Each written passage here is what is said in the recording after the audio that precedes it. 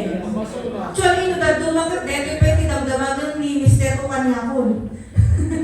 So, anak, iti mabaling nga ipila ni lalaki, ni asawa, ni boyfriend, no, iti mangkabkabil or mga abuso, ket DJ baba. Ayan.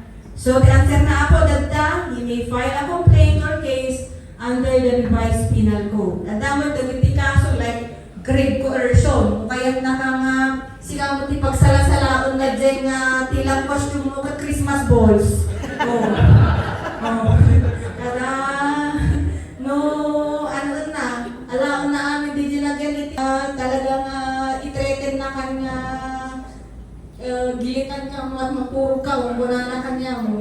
At then, grave threats apo, grave coercion, nakaskaso kayo hindi under revised penal code, mabaling kayong agreklamo lata apo. So kasi, kung na kayo apo, amin nga tagtao, at da aming karapatan na. At da amin nga kailangan na maprotektaran, uray pa'y, na kayo, lalaki kayo, so mabalilat na makaswan dyan babae. Tandaan nyo apo, ito, is picturean nyo, okay?